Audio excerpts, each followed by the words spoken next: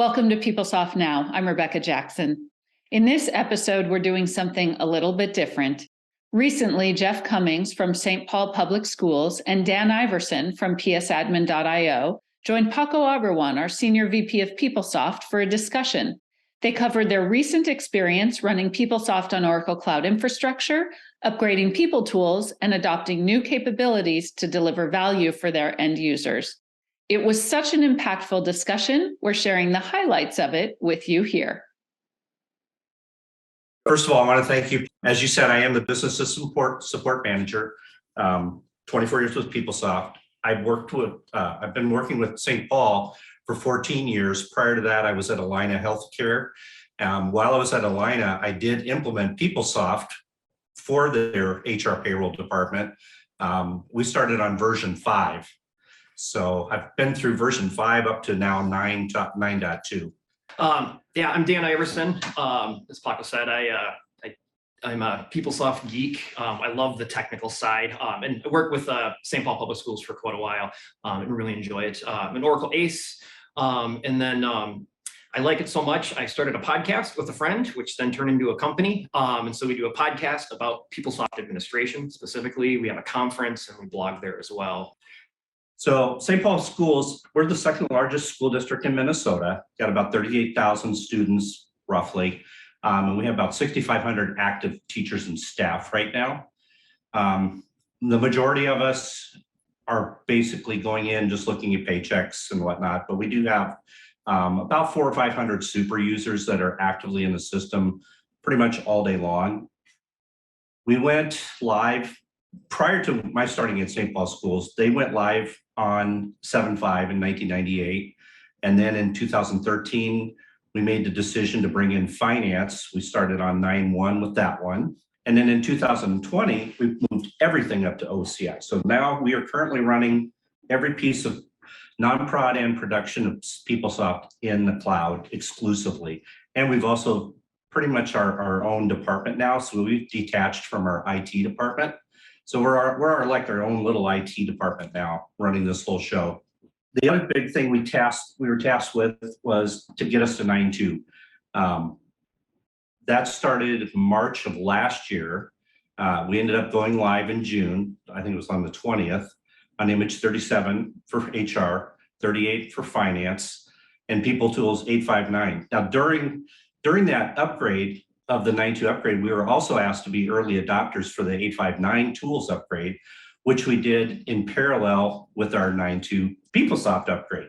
So we kind of bit off a little bit more than we could chew, but we actually managed to get through it and successfully. And with that, then now we've also been asked to be early adopters for the 8.6 tools upgrade. So as part of this upgrade and with our move to Oracle Cloud, we want to talk about some of the features that we've implemented in the last year and a half so that you kind of know what we find really valuable.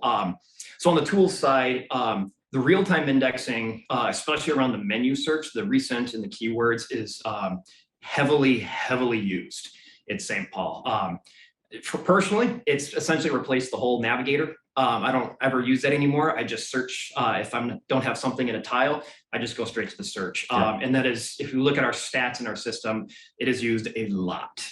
So that is a fantastic change that we were really excited for with 8.5.9. With our big upgrade too, full fluid navigation and lots of tiles. Jeff and his team went through with the business and spend a lot of time making nav collections and tiles to really focus on the use cases. So an HR administrator, what do they need? And they put a lot of thought into it.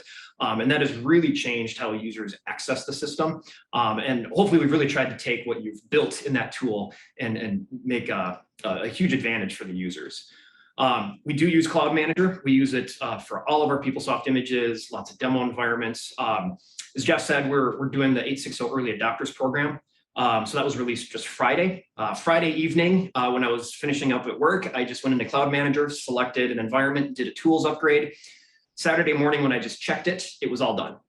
It was fantastic. So we're really excited to expand our use of Cloud Manager.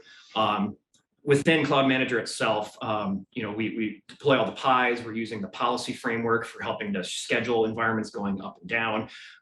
We just migrated to an Exadata 9M, and so we're looking at starting to deploy environments on that as well and taking advantage of it. And last, we're big users of the deployment packages for deploying servers. We've even gone through and extended them a little bit, so we can, especially with Oracle Cloud, we can essentially fully automate server builds, and it'll take about half an hour to fully deploy a brand new environment, brand new server, utilizing the DPKs. So in finance, this is kind of a screenshot of what our homepage looks like. Again, as Dan said, we tried to focus on the end user and what would make it the easiest for them to navigate around. The tile are great. We really didn't modify any of them. I tried modifying one of them, but I was having a little issues with the pictures. So I'll deal with that one later. But anyway, so this is our finance page. We do use punch outs. We have, I think, 3 suppliers right now, Dell, Innovative, and School Specialties. We are using Supplier Portal. We do a lot of delegations because we have principals that are moving left and right, and then they want to delegate off to somebody else. One of the advantages of the finance module, and we decided this when we first implemented it back in 2013, my boss wanted to go as vanilla as possible. So we only ended up with 26 modifications, and we currently are still at only 26 modifications for finance. And the other goal that we wanted to do is make it as fluid as possible. So not only are we utilizing the tiles, we're utilizing the work centers that are delivered. Some of them we've modified. And so then we've built our own nav collections as well, which I have to say I love. That was the greatest feature you guys have brought out so far. No more navigating through the breadcrumbs. But we still get some users that are complaining, well, I want the breadcrumbs back, but we try to steer them away from that. On the HR side, the first thing was interesting. 6 years ago, our new superintendent started, and about 2 weeks into his job, he calls me up to his office and says, hey, Jeff, tell me why I'm still filling out a paper time card. And I said, good question. His mandate was, to me, I want automated timekeeping. So I told him, I said, when we get to 9.2, that'll be our first major task to accomplish. We have since done that. We are completely paperless. We also are allowing users to use the mobile devices to do their time entry, which in fact I did because I forgot to do my timesheet last week and just did it on my phone a few days ago.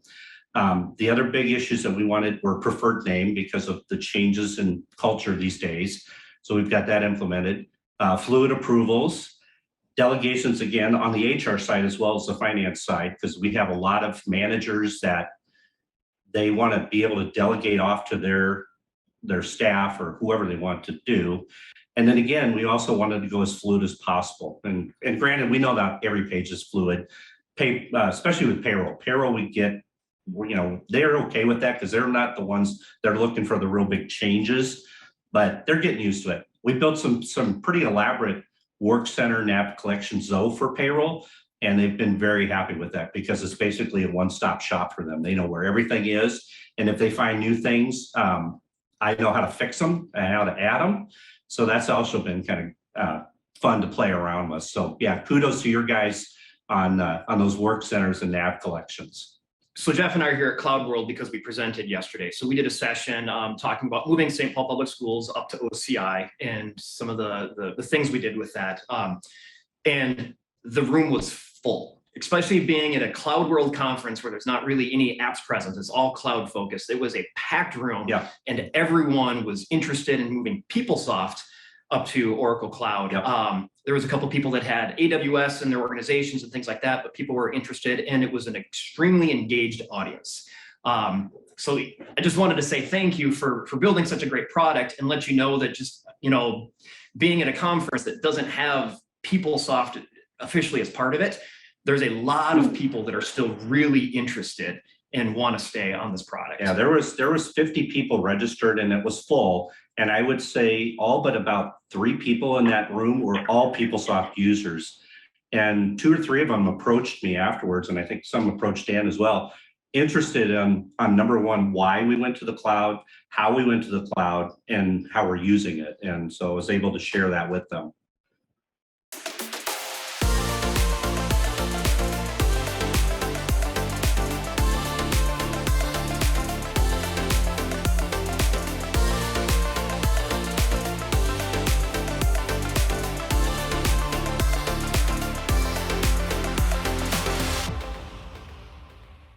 I'd like to thank both Jeff and Dan for joining us to share their insights on PeopleSoft and Oracle Cloud Infrastructure. We look forward to seeing what they do next. Now, stay with us as we wrap up with an In the Know update.